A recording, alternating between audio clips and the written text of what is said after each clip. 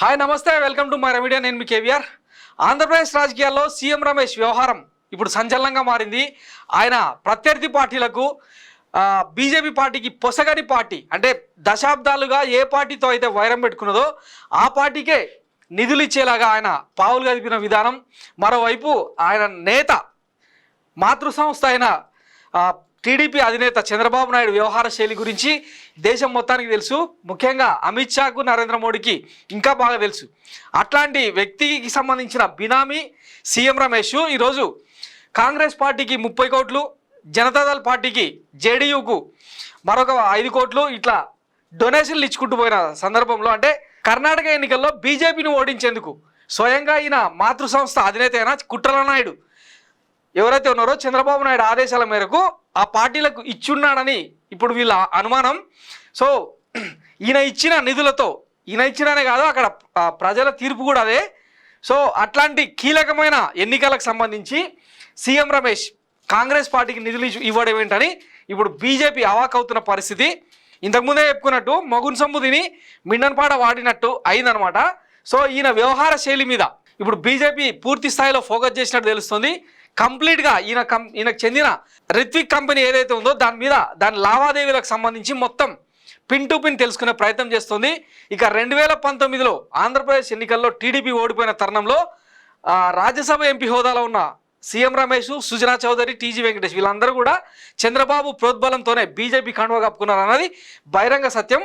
అయితే బీజేపీలో చేరిన ఆ పార్టీ సిద్ధాంతాలు, భావజాలానికి ఇమిడిపోకుండా ఇప్పటికీ కూడా చంద్రబాబు నాయుడుకు తొత్తుగా వ్యవహరిస్తున్న ఆయన వ్యవహార శైలి అనుమానాస్పదంగా మారింది. ఈ నేపథ్యంలో సీఎం రమేష్కు సంబంధించిన ఆర్థిక లావాదేవీలన్నింటి మీద ఈడీ ద్వారా నోటీసులు ఇప్పించేందుకు కేంద్ర ప్రభుత్వం చర్యలు తీసుకుంటున్నట్టు, కేంద్ర హోంశాఖ మంత్రి అమిత్ షా చర్యలు తీసుకుంటున్నట్టు మనకు వచ్చిన లీక్ అనమాట. సో ఇది ఎటువైపు దారితీస్తుంది అన్నది చూడాలి. ఇక ఆయన ఆశలు పెట్టుకున్న ఎంపీ సీటు గల్లంతైనట్టే.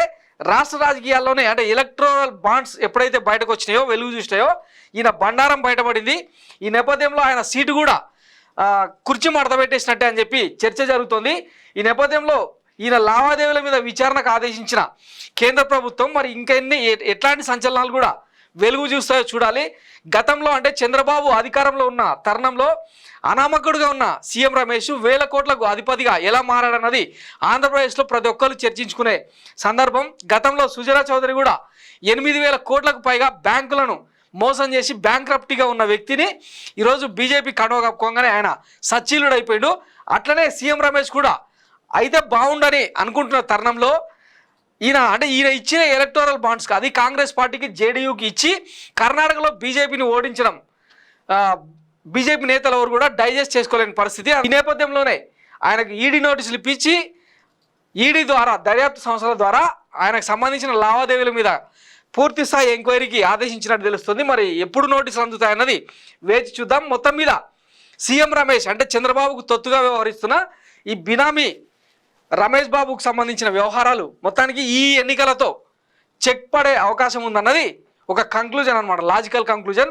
మరి సీఎం రమేష్ రాజకీయ భవిష్యత్తు ఏమవుతుందన్నది చూడాలి. మరోవైపు ఇప్పటికే అంటే 13 మంది ఎంపీ అభ్యర్థులతో టీడీపీ లిస్టును కూడా రిలీజ్ చేసింది. అయితే ఎక్కడ కూడా సీఎం రమేష్ పేరు వినిపించలేదు.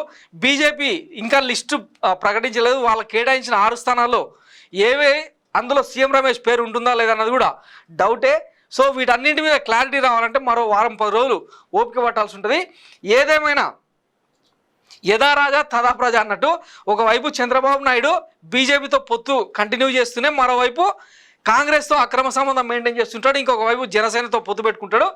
ఇట్లా అంటే అన్ని తోక పార్టీలు, ఈక పార్టీలు అన్నింటితో కలిసి ఆయన ఒక జగన్ను నిలువరించడం కోసం ఇన్ని పావులు కదుపుతా ఉన్నారు. దీనికి సంబంధించి నేషనల్ పత్రికలు కూడా కొంత విడ్డూరంగా రాస్తా వస్తున్నాయి అనమాట. BJP MP CM Ramesh donated 30 crores to Congress, which is an interesting update in electoral bonds. Why did BJP MP donate to Congress?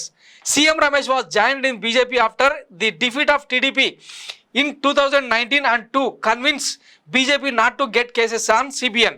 CBN supported Congress financially in Himachal, Karnataka and Telangana elections to make sure YS Sharmila merged into Congress and contest in Andhra Pradesh against YS Jagan.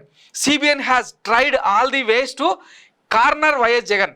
CBN is unofficially allianced with Congress and officially with BJP and JSP and created a situation like no supports to YS Jagan from any other national parties. Andhra Pradesh Congress became a branch of TDP now. In Andhra Pradesh, it's YS Jagan versus all political parties. CBN moved all his moves towards Jagan to corner him politically. Let's see how Andhra Pradesh people will react. So picture clarity వచ్చింది కదా. ఒక్క YS Jaganmohan రెడ్డిని control చేసేందుకు జాతీయ పార్టీలతో ఆంధ్రప్రదేశ్లోని మిగతా గుర్తింపు పొందిన అన్ని పార్టీలతో చంద్రబాబు ఇప్పుడు టైఅప్ పెట్టుకున్నాడు. ఈ నేపథ్యంలో ఆంధ్రప్రదేశ్ ప్రజల తీర్పు ఎట్లా ఉంటుంది అన్నది ఆసక్తికరంగా మారింది. ఇంకొకటి, సీఎం రమేష్ ప్రతిసారి అంటే వైఎస్ జగన్మోహన్ రెడ్డిని నానా దుర్భాషలు ఆడుతూ గతంలో చాలా రకాల ఆరోపణలు కూడా చేసిన సందర్భాల్ని మనం చూసినాం. మరి ఈ నేపథ్యంలో ఈ ఎలక్టోరల్ బాండ్ల వ్యవహారం వెలుగు చూసిన నేపథ్యంలో బీజేపీ ఎంపీ అయ్యుండి కాంగ్రెస్కి ఎట్లా నిధులు ఇచ్చిండు, డొనేషన్స్ ఎట్లా చేసిండు అన్నది ఇప్పుడు బీజేపీ అంతర్మథనంలో పడిపోయినట్టు తెలుస్తుంది. దీనికి సంబంధించి ఛార్జెస్ ఎట్లా ఉండబోతున్నాయి, ఈడీ నోటీసులు అందుతాయా లేదా అన్నది కూడా రాబోయే రోజుల్లో చూద్దాం. సో ఇది Myra media exclusive story. Thanks for watching Myra media. నేను మీ కేవీఆర్. Thank you.